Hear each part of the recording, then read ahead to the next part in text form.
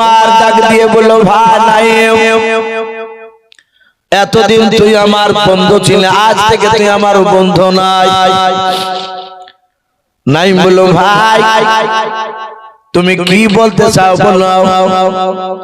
ওমর বলল নাই আমি তোকে নবীকে মারার আগে তোকে জবাই করব। হযরত ওমর তলোয়ার খানা বাপজি তুলেছে নাইমকে মারার জন্য। হযরত নাইমের কাছে বাপজি তলোয়ার ছিল তিনি তলোয়ার বের করলেন। নাইম ডাকতে বলেছিল ভাই ওমর শুনে নাও তুমি 10টা তলোয়ার মারলে আমি একটা তো তোমাকেও মারতে পারবো। ওরে ওমর তোমার দুটো হাত আমার দুটো হাত তোমার রক্ত আমার শরীরে রক্ত। ওমর রে আমাকে মারার আগে নবীকে মারার আগে ওমর তোমার বাড়িটা ভালো করে খোঁজ নাও গাও। ওমর বল বাড়ি মানে বলে ওমর তোমার বোন কটা বলে আমার একটা বোন। বোনের নাম কি বলে বোনের নাম ফাতেমা। বলে বিয়ে দিয়েছো বলে হ্যাঁ দিয়েছি গ্রামে ওই পাড়ায়। বলে ভাই ওমর তোমার দুলা ভাইয়ের নাম কি বলে দুলা ভাইয়ের নাম সাইদ।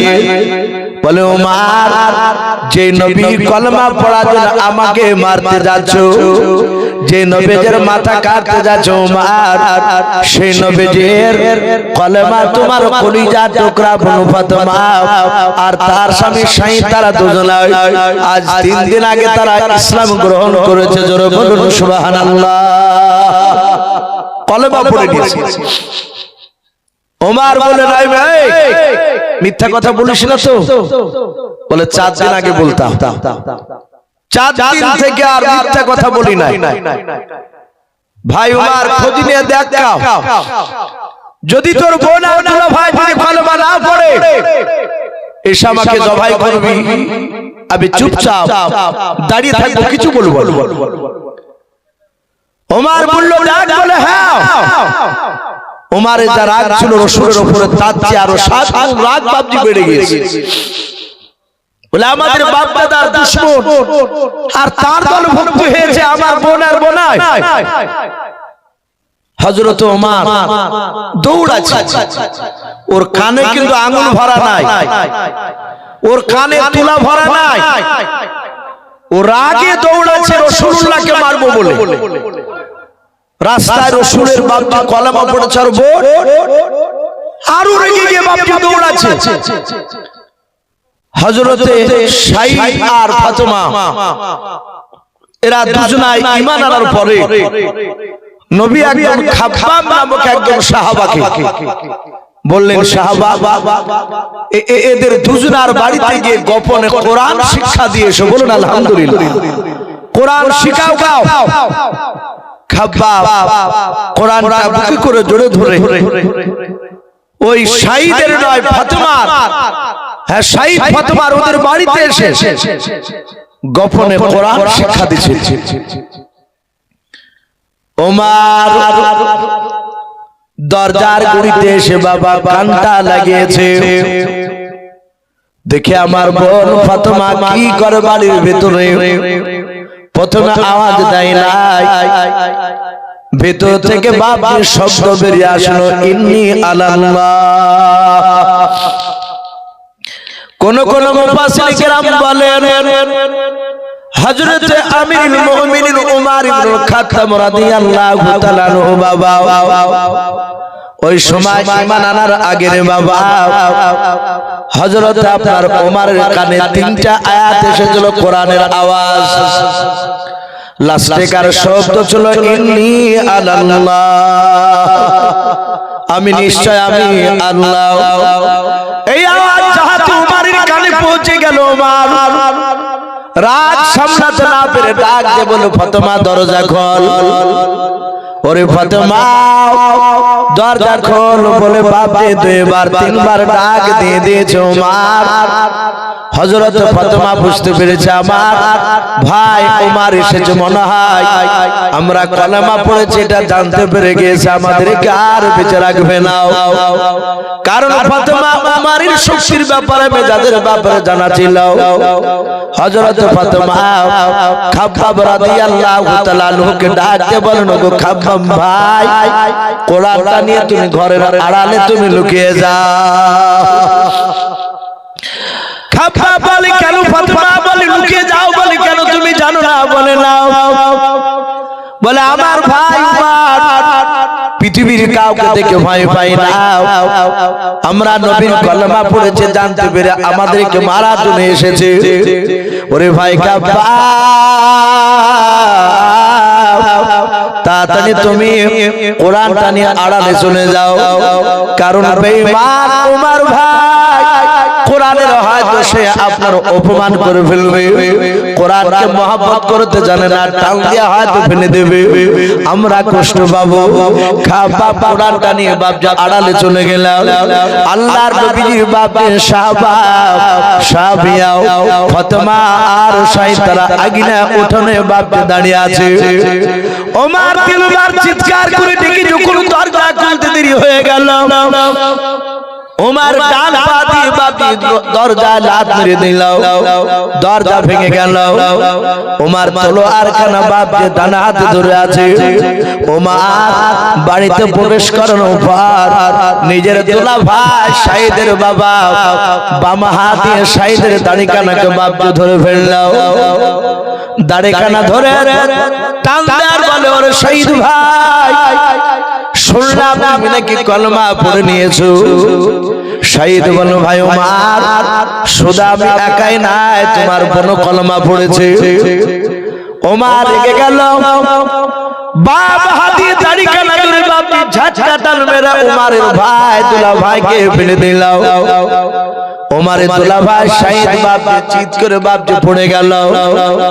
ওমরের শক্তি ঝোল সামলাতে পারে না, মাটিতে যাতে পড়ে গেছে।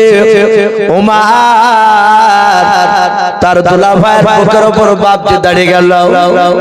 ওমর চিৎকার করে বলে, আমি তলোয়ারের উল্টো পিঠ দিয়ে মারবো।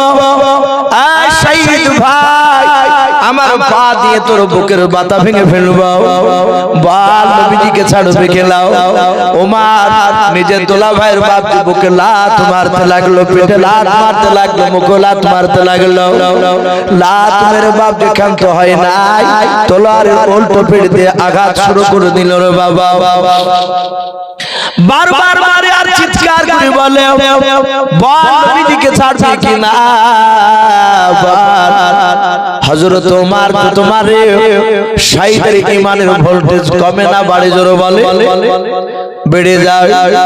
আল্লাহর নবী বলেন ঈমানদারকে যত মারবে রে বাবা তত ঈমানদারের ভোল্টেজ বেড়ে যায়, বলুন সুবহানাল্লাহ।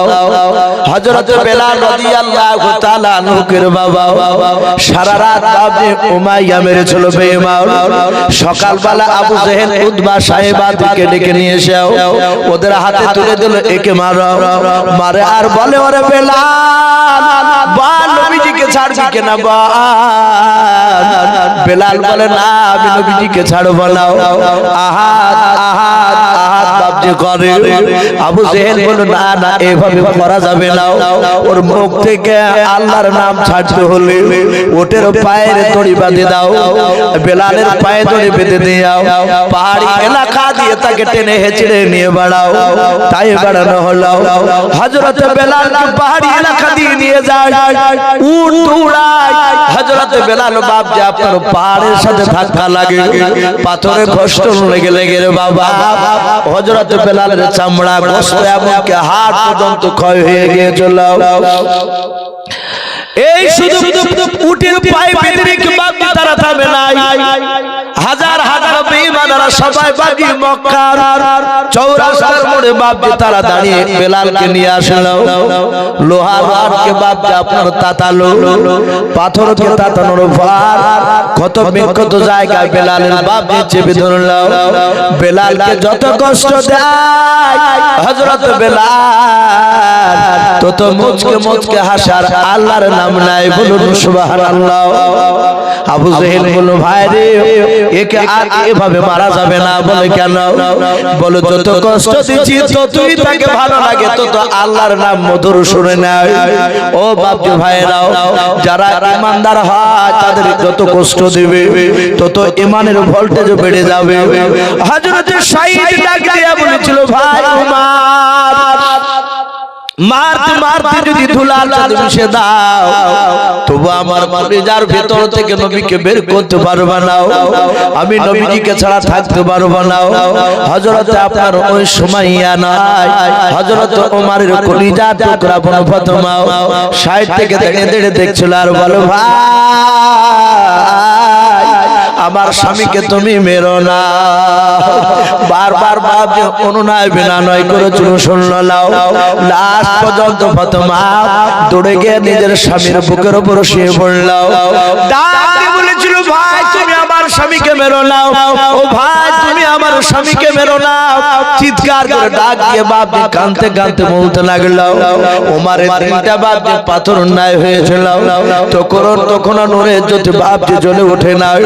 ওমর বাপজির আগে থাকতে না পেরে রে বাবা নিজের বোনকে বাপজি মারতে পর্যন্ত ছাড়লো না। চুলের মুঠি ধরে নিজের বোনকে টান বাপজি পাশাটা মেরে ফেলে দিল। হযরত ফাতেমা বাপজি আপনার চিতে পড়ে গেল। নিজের বোন বাপজি ফাতেমা পড়ে আছে।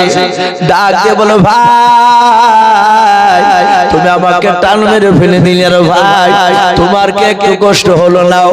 উমার ঝাঁপ দিয়ে ফাতেমার বাপজি বুকের উপর দাঁড়িয়ে গেল।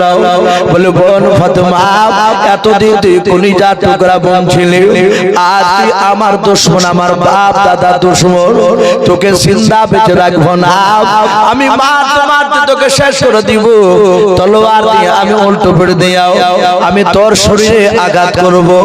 ওমর মারে মারতে মারতে মারতে মারতে বাবা একবার ডাক দিয়ে বলে, বল ফাতেমা, এত মার মারতেছে রে বল, তোকে এমন কি মোহাম্মদ জাদু করেছে বল, যে জাদু থেকে বেরিয়ে আসতে পারিস না? বল কলমা যদি না ছাড়িস একবার হাত জোড় করে আমার কাছে জানের ভিক্ষা চা। হযরত ফাতেমা হাত খানা জোড় করে কেঁদে কেঁদে বলেছিল, ও ভাই উমর, আমার বিশ্ব নবী বলেছে একমাত্র আল্লাহ ছাড়াও কারো কাছে জানের ভিক্ষা চাওয়া যাবে না। ওরে ভাই, তোমার আমি আদরের কলিজা টুকরা বোন, তুমি মেলা দেখতে নিয়ে যেতে, বাজারে নিয়ে যেতে রে ভাই, আমি হাঁটতে না পারলে তুমি কোলে নিয়ে চলে যেতে, কাঁধে করে নিয়ে যেতে। ওরে ভাই, ছোটবেলা তোমার নিজ হাতে আমাকে খেয়ে দিতে, তুই হাত দিয়ে তোমার বোনকে মারতে তোমার হাতটাও কাঁপে না। ভাই রে, আমরা এক মায়ের পেট থেকে বের হয়েছে, আমরা দুই ভাই বোন। ভাই একবারও কি তোমার মায়া হয় না? উমর বাপজি মনে মনে চিন্তা করলো, এত মার মারলাম, একবার জানের ভিক্ষা চাইল না। হযরত উমর ডাক দিয়ে বলে, বোন ফাতেমা, এত মার মারতেছি, একবার তুই আমার কাছে বলছিস না নবীকে ছেড়ে দেব? বোন রে, আর কিছু বলবো না, অনেক মার মারলাও, তোদের শরীর থেকে রক্ত বেরোচ্ছে। বল আমি ঘরের দরজায় যখন দাঁড়িয়েছিলাম তোরা জানতে পেরেছিলি? আমি ডাক দিলাম তখন তুই জানতে পারলি? তোকে ডাকার আগে আমি কান লাগিয়ে শুনছিলাম কি তোরা করতেছিলাম, আমি দেখতেছিলাম দরজার আড়াল থেকে। কিন্তু বোন রে, কে জানো কি জানো পড়তেছিল, ইন্নী আনাল্লাহ, এই শব্দগুলো আমার কানে আসলো। হযরত ফাতেমা ডাক দিয়া বলেছিল, ভাই কোরআন পড়ছিলাম, আমার একজন নবীর সাহাবা খাব্বাব আমাদেরকে কোরআন শেখাচ্ছিলেন। হযরত ওমর বলে কোরআন নিয়ে এসে দেখব। বলে ভাই এই কোরআন তোমাকে স্পর্শ করতে দেওয়া যাবে না। বলে কেন? বলে তুমি নাপাক, তুমি তো পবিত্র নাও। এই ধর্মগ্রন্থ কোরআন অপবিত্র অবস্থায় ছোঁয়া যাবে না। ওমর বলল গোসল করতে গেলে সময় লেগে যাবে, তাড়াতাড়ি শোনা কি পড়তেছিলি রে বাবা। কিন্তু তার কানে তো বাপ আঙুল ভরা নাই, তার কানে তুলা ভরা নাই। ওই দরজার গুড়ি থেকে কান লাগিয়েছিল রে বাবা। তিনটা কোরআনের আয়াত রে বাপ যা আপনার কানের ভিতরে দিয়ে একেবারে কলিজা থেকে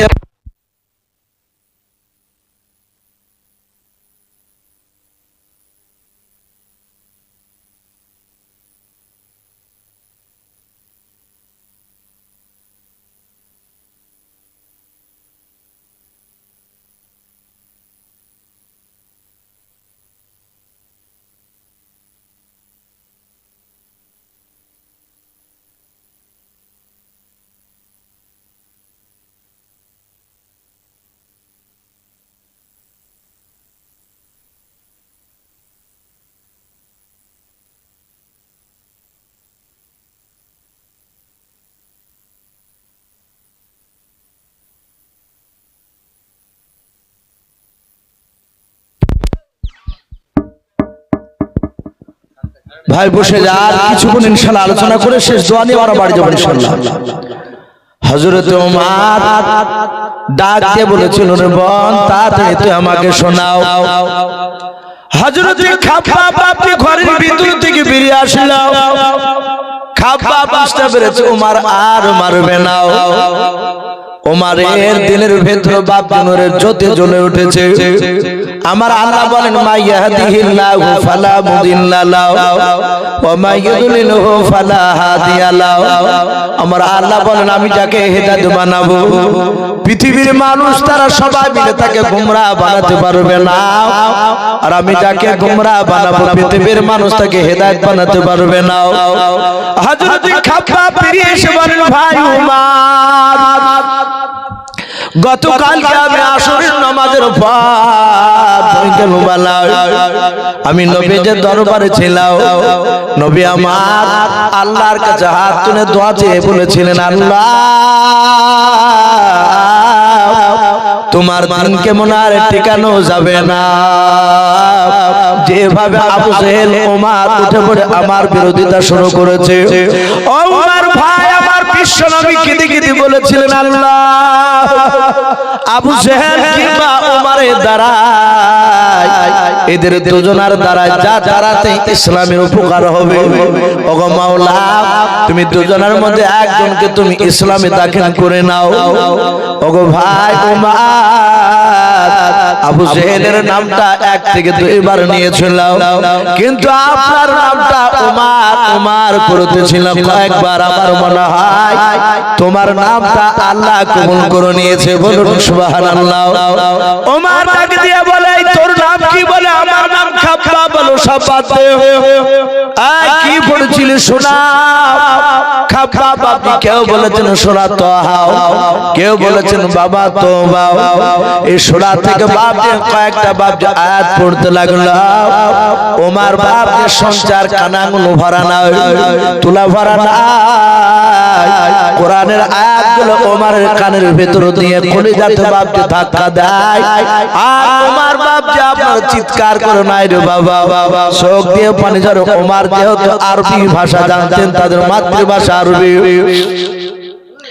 ওমর ডাক দিয়ে বলেছিল ভাই এত সুন্দর বাণী কোথায় পেলি বলো। ডাক দিয়ে বলেছিল ভাই যেই নবীর কলমা পড়ার জন্য আমাদেরকে মারতেছিল সেই নবীর উপর এই কোরআন নাজিল হয়েছে। ওমর বলো ভাই রে নবীর জবান থেকে যদি কথাগুলো শোনা যায় কতই না সুন্দর হবে। চলো আমি নবীর চেহারা খানা দেখবো, এত সুন্দর বাণী তার উপর নাজিল হয়েছে। খাব্বাব, ফাতেমা, সাইবা তিনজন উমরের হাতখানা ধরে নিয়ে চলতে লাগলো। নবীর দরবারে বাপজি দৌড়ে যাচ্ছে, রাসূলকে বাপজি দেখবে, নবীর মুখ থেকে উমর কথাগুলো শুনবে। হযরত বাপজি উমরকে দূর থেকে বাপজি দেখতে পেয়েছে। আল্লাহ রাসূলের সাহাবারা পেছন থেকে নবীর পেছনে তারা বসা ছিল, নবীজি জান্নাত জাহান্নামের কথা শোনাচ্ছিলেন। সাহাবারা ওমরকে দূর থেকে দেখার পর বলে, নবীজি ওই দেখেন ওমর আসতেছে তলোয়ার নিয়ে আপনার দরবারে।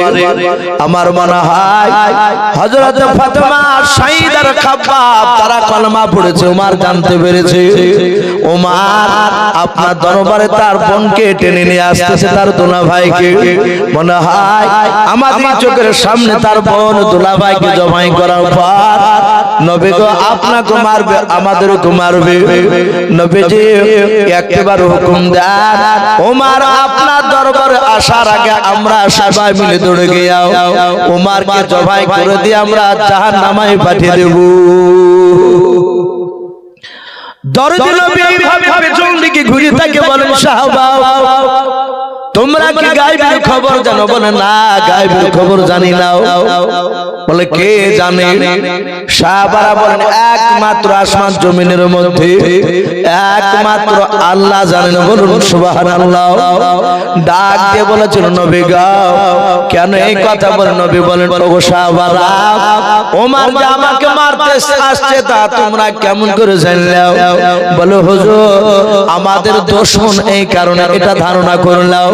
নবী বলেন, সাহাবারে গতকালকে আমি তাদের দোয়া করেছি, সাহাবা আমার মনে হয় ওমর না মারতে এসে হয়তো কলমা পড়তে আসতে পারে। আল্লাহর নবী বলেন, সাহাবা বসে যাও। সাহাবারা বাপজি বসে বলে, নবী বলেন এক ধাপ কেউ জানো এখান থেকে সামনের দিকে ওমরের দিকে যাবা না। এই সাহাবারা আমি বারণ করছি এখান থেকে তোমরা কেউ যাবা না। সাহাবারা হাত জোড় করে বলেন, ইয়া রাসূলুল্লাহ মাফ করবেন, আর যাব না। নবী আপনি আমাদেরকে বসতে বলেছেন, বারণ করেছেন, আর যাব না। আল্লাহর নবী তাকে দেখলো ওমর দৌড়ে আসতেছে। আল্লাহর নবীর কাছাকাছি তো কোনো বাপ যে পৌঁছাতে পারে না, প্রায় 50 থেকে 60 হাত দূরে বাপ ওমর আসতেছিল। আল্লাহর নবীজি আর নবী জায়গা থেকে নবী আর দাঁড়াতে পারলেন না, নবী স্থির হয়ে থাকতে পারলেন না। নবী আবার সোজা দৌড়ে গিয়ে যাওয়ার পর ওমরের কাছে দৌড়ে যাওয়ার পর নবীজি আমার ওমরের জামার কলার খানা বাপ যেভাবে ধরলাম, আল্লাহ রাসূল ওমরের কলার খানা ধরেছে, ওমর দৌড়ে গেল। আল্লাহর নবীজি কলার খানা বাপ যেভাবে ধরে আর আস্তে আস্তে নড়ায় আর বলে, ওরে ওমর আর কতদিন পাগলামি করবে রে ওমর? ওরে ওমর তুমি মহব্বতের নজরে একবার তুমি আমার চেহারার দিকে তাকাও, আমি তোমার দুশমন নই, আমি তোমার জানের নবী মুহাম্মদ সাল্লাল্লাহু আলাইহি ওয়াসাল্লাম। ওরে ওমর অনেক পাগলামি করেছে, আর পাগলামি করো না রে ওমর। আল্লাহর নবী কলার কানা ধরে কাঁদছেন, ওমরকে বলেন, হযরত ওমর বিশ্ব নবীজির মধুর সুন্দর সুন্দর বাবা আল্লাহ রাসূলের কান্না শুনে বাপজি ওমর আর থামতে পারলো না। ওমর হাওমা করে বাপজি কাঁদতে লাগলো, একভাবে নবীর চেহারার দিকে চেয়ে আছে। আল্লাহর নবীজি ওমরের কলার কানা ধরে পেছন দিকে এইভাবে করে নবীর সাহাবাদের দিকে লক্ষ্য করে বলেন, ওরে ওমর ওই দেখো তোমার জানের সাথী, তা তোমার মহব্বতের বন্ধুরাও। ওরে ওমর তোমার বন্ধুদেরকে নিয়ে তুমি কবে কলেমার দাওয়াত দেবে? বলুন সুবহানাল্লাহ। ওমর বাপ যার থাকতে পারলো না, নবীর পায়ে তলে তলোয়ার কানা রেখে দিলাম, রেখে দেওয়ার পর নবীর পা দুখানা পাঁজা মেরে জোরে জোরে কেঁদে বলেছিল, নবী গো আমি অন্যায় করে ফেলেছি, নবী আপনি আমাকে হয় তলোয়ার দিয়ে আপনি আমাকে হত্যা করে দেন, জবাই করে দাও, নতুবা আপনার কলমা পড়ে মুসলমান বানিয়ে নাও। আল্লাহর নবী আর থাকতে পারলেন না, ওমরের হাত দুখানা ধরে নবী যে বুকের সাথে জোরে ধরলেন, ওমরের কপালে চুমা দিয়ে বলে, ওমর আমি পৃথিবীর বুকে বদলা নিতে আসি নাই।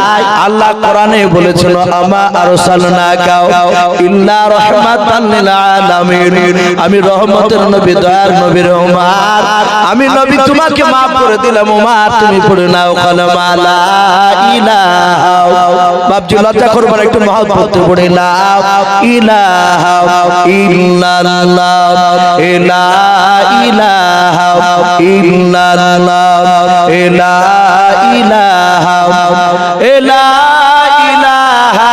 ইল্লাল্লাহ মুহাম্মাদুর রাসূলুল্লাহ সাল্লাল্লাহু তাআলা আলাইহি ওয়াসাল্লাম।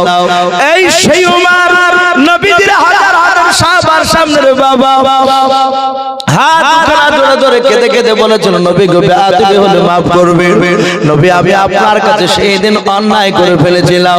ওগো আল্লাহর নবী জনাবে মুহাম্মদ রাসূলুল্লাহ সাল্লাল্লাহু তাআলা আলাইহি ওয়াসাল্লাম, আমি আপনার কাছে ক্ষমা চাই, আপনি আমাকে ক্ষমা করে দেন। আল্লাহর দরদি নবী আমার, আল্লাহর দরদি নবী আমার ডাক দেবার ওমর, আমি সেই দিনে আমি তোমাকে ক্ষমা করে দিয়েছি রে ওমর। বলে নবী গো আজ যেমন আপনি ক্ষমা চাইছেন আজ আপনি maaf করে দাও। আল্লাহর নবী বলেন ওমর আমি maaf করে দিলাম। আল্লাহ রাসূল এইভাবে এক এক করে সাহাবাদের বাপ হাত উঠানা ধরে ধরে নবী আমার অনেকগুলো সাহাবার বাপ জাহাদের ক্ষমা চাইতে লাগলেন। আবু বকর সিদ্দিক রাদিয়াল্লাহু তাআলা আনহু তিনি মনে মনে চিন্তা করলেন হাজার হাজার সাহাবার কাছে এইভাবে নবী ক্ষমা চাইতে গেলেন, এটা নবীজি ক্ষমা চাইছে বটে কিন্তু আমাদের সবারই নবীর কাছে বেয়াদবি করা হচ্ছে। নবীর তো গুনাহ নাই, আবার নবী এক এক করে ক্ষমা চাইলে অনেক সময় লেগে যাবে, এটা অন্যায় হচ্ছে আমাদের। হযরত আবু বকর নবীজির সামনে গিয়ে বলে নবীজি আমি আপনার দামি সাহাবা। বলে হ্যাঁ। আল্লাহর নবীর বন্ধু আবু বকর ডাক দিয়ে বলে নবী গো আপনি বলেছেন সাহাবার মধ্যে সবচেয়ে বড় সাহাবা আবু বকর। ওগো আল্লাহর নবী সব সাহাবার আপনার কথা শুনে আমাকে বড় বলে মানে আমি যা বলি তাই শুনে নাই। ওগো আল্লাহর নবী যে আপনি এক এক করে প্রতিটা সাহাবার কাছে আপনি ক্ষমা চাইবেন না। ওগো আল্লাহর নবী শুনে না, সব সাহাবার পক্ষ থেকে শুনে না, আমি পয়গম্বর রাসূলের বন্ধু আবু বকর ওগো আল্লাহর নবীজি সবারই তরফ থেকে আমি আপনাকে maaf করে দিলাম। বলুন সুবহানাল্লাহ। হযরত আবু বকর দেখলেন নবী এক এক করে maaf চাইছে। ভাই চায়ের কেটলি চা দিল না, দিল না আপনাকে? যাক ভাই কমিটি ভাইকে বলবো ভাই এক কাপ করে যদি ওদেরকে চা দিতেন, যেহেতু রাত্রি অনেক হয়ে গেছে, এক কাপ চা যদি করে দিতেন, বিস্কুট লাগবে না তাহলে একটু ভালো হতো। তো ভাই আমি বলছিলাম হযরতে আবু বকর বলে নবী এক এক করে সবার কাছে ক্ষমা চাইবেন। আমি আবু বকর সব সাহাবার পক্ষ থেকে আমি আপনাকে maaf করে দিচ্ছি। নবী maaf করে দিলাম, একটা সাহাবাও প্রতিবাদ করবে না। যাহাতে বাপকে maaf করে দিলাম বলেছে, সঙ্গে সঙ্গে বাপজি আপনার রাসূল বলে লোগো আবু বকর, রাসূল হাসছে, সবারই কাছে ক্ষমা চাইতে হলো না। আবু বকর সবারই দায়িত্ব নিয়ে maaf করে দিল।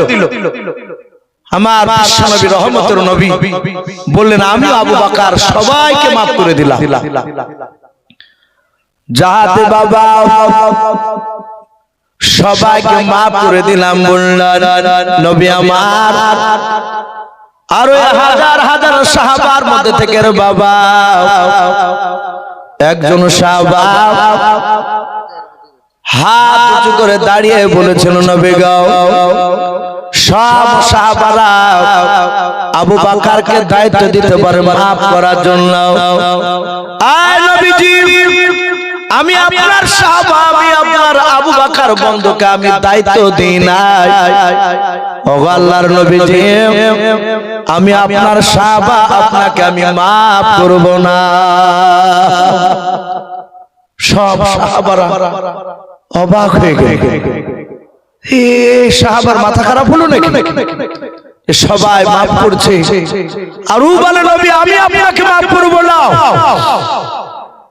নবী বললেন এই তুমি আমাকে মাফ করবে না কেন? বলে হুজুর আপনি একদিন আমাকে চাবুক দিয়ে মেরেছিলেন, মনে আছে বাপজি ওই সাহাবাটার নাম?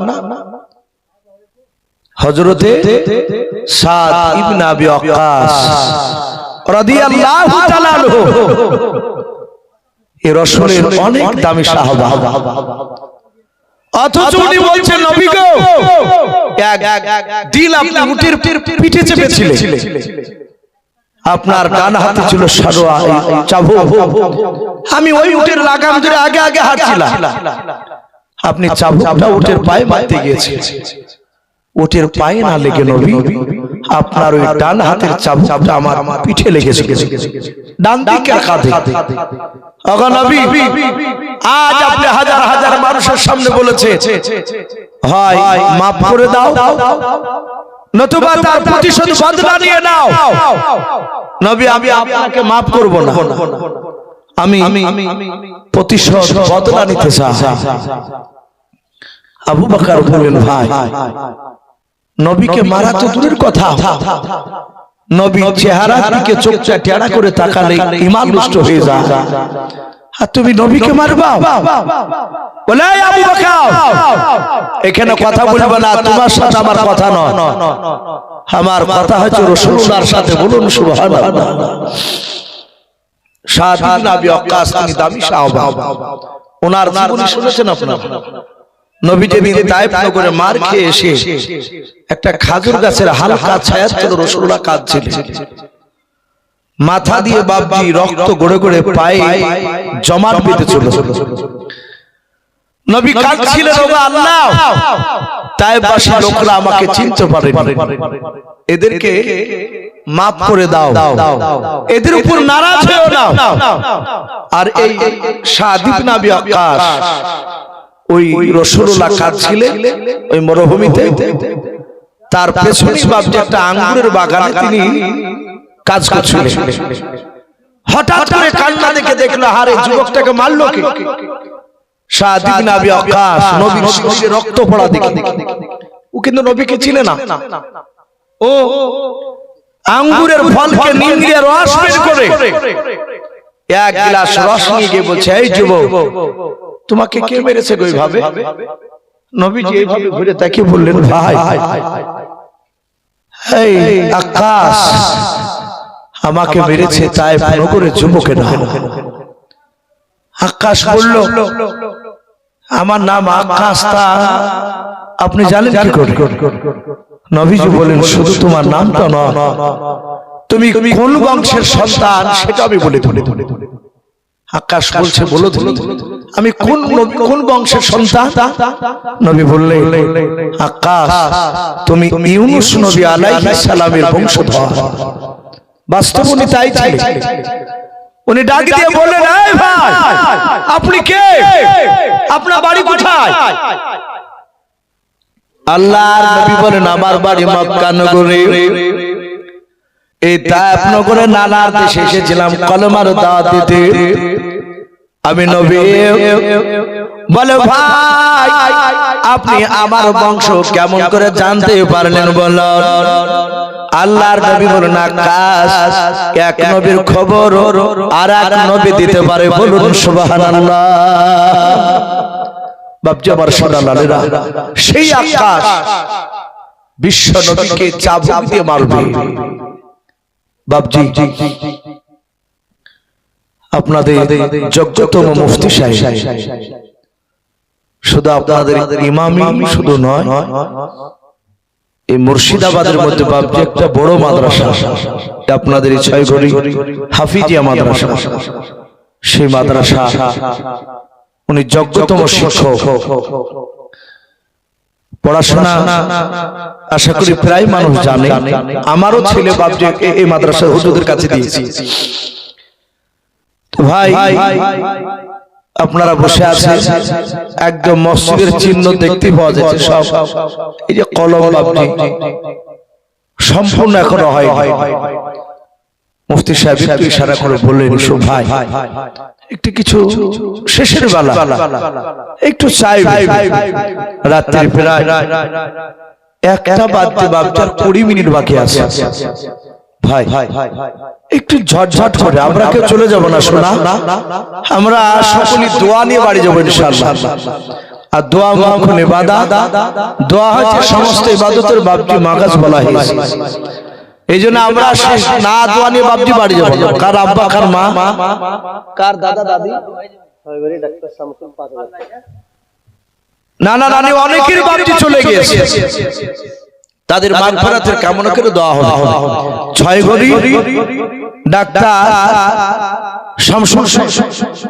শামসুল সাহেব, উনি 5000 টাকার দাতা, বলেন আরে তাকবীর। এই ডাক্তারের 5000 টাকা দান আল্লাহ কবুল করুন, তার আত্মীয়-স্বজন কবর আযাবকে maaf করুন, বলুন আল্লাহুম্মা আমিন।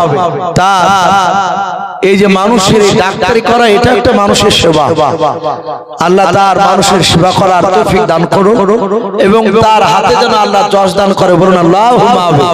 তার রুজিতে বরকত দিন, বলুন আল্লাহুম্মা আমিন। বলেন আরে তাকবীর। ভাই একটু আসুন, আমি আপনাদের কাছে 50,000, 10,000, 15,000 বাপ আমি চাইবো না। যদি কেউ থাকে, যেমন আমাদের ডাক্তার মশাই শেষের বেলায় বাপজি 5,000 টাকা দিন, যদি কেউ আর কেউ থাকে 2-1 ব্যক্তি বাপজি 5,000 করে ইনশাআল্লাহ একটু হাত খাড়া উঁচু করে বলতে পারো। যদি 5,000 টাকা দিতে নাও পারে, কমসে কম বাপজি 500,000 করে টাকা, জি একটু আসুন। আল্লাহ রাসূল বলেন, মান বানা লিল্লাহি মাসজিদা বানাল্লাহু লাহু বাইতান ফিল জান্নাহ। নবী বললেন, কেউ যদি দুনিয়াতে মসজিদ তৈরি করে দেয়, কাউসার 1000, সুবহানাল্লাহ, নারে তাকবীর। এই কাউসার নামে দেখো বান্দা কোথায় যে ছিল, শেষের বেলা এসে দেখো 1000 টাকা দিলাও, 1000 টাকা বলে বলে করিও না হেলাও, নেকের খাতায় মোলা লিখিও গো আল্লাহুম্মা আমিন। সাইফুল নামে দেখো বান্দা কোথায় যে ছিল, শেষের বেলা এসে দেখো 1000 টাকা দিলাও, 1000 টাকা বলে মোলা করিও না হেলাও, নেকের খাতায় মোলা লিখিও গো মেলাও, যা সাথী যে নিয়াতে করিয়াছে দান, দানকে কবুল করো তুমি, সুবহানাল্লাহ।